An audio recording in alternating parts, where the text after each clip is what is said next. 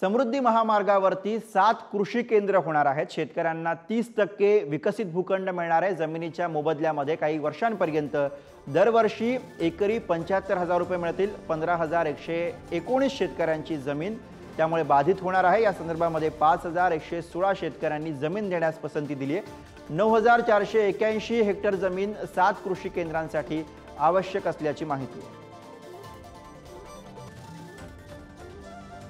आणि याच विषयी आपण अधिक बोलूया। समृद्धी महामार्गावरती 7 कृषी केंद्र होणार आहेत आणि याच विषयी छगन जाधव आपल्याला अधिक सांगते। छगन, नक्कीच गुरु, जर बघितलं तर समृद्धी महामार्गावरती कुठेही थांबा नव्हता। या ठिकाणी सरळ थेट नागपूर ते मुंबई केवळ 7 तासामध्ये अंतर पार करता येईल असा या समृद्धी महामार्गाचा प्रवास होता। या दरम्यान जर बघितलं तर या रस्त्यावरून वाहनांची स्पीड 120 किलोमीटरच्या वर चालवायला मनाई होती आणि यात आता आणखी काही सुधारणा करण्यात येत आहेत। कारण ज्या ठिकाणी इंटरचेंजेस समृद्धी महामार्गाच्या लगत होत आहेत त्या ठिकाणी जवळपास नागपूर ते मुंबई पर्यंत जवळपास 18 ठिकाणी कृषी केंद्र उभारण्यात येणार आहेत।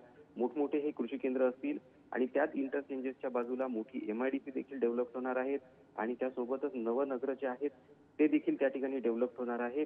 हा संपूर्ण अहवाल जो आहे तो MSRDC कडून तयार करण्यात आलेला आहे आणि 15 दिवसात तो अहवाल जाहीर होईल असं देखील MSRDC कडून सांगण्यात आलेलं आहे। त्यामुळे आता शेतकऱ्यांचा शेतमाल थेट समृद्धी महामार्गाच्या मार्गाने मुंबईपर्यंत लवकर पोहोचवण्यात त्यांना मदत होणार आहे। सोबतच शेतकऱ्यांच्या हिताच्या दृष्टिकोनातून हा महामार्ग तयार करण्यात येतो आहे आणि आता जर बघितलं तर शेतकऱ्यांसाठी मोठमोठे या ठिकाणी प्रक्रिया उद्योग असेल आणि MIDCच्या मार्फत शेतीपूरक उद्योगांना चालना देण्यासाठीचे जे उद्योग असेल, लहान लहान उद्योग असेल, हे देखील समृद्धी महामार्गाच्या आजूबाजूला उभारण्यात येणार आहे। त्यामुळे समृद्धीमुळे खरोखर आता शेतकऱ्यांची समृद्धी होणार असं एकंदरीत चित्र आता या ठिकाणी पाहायला मिळत आहे गुरु।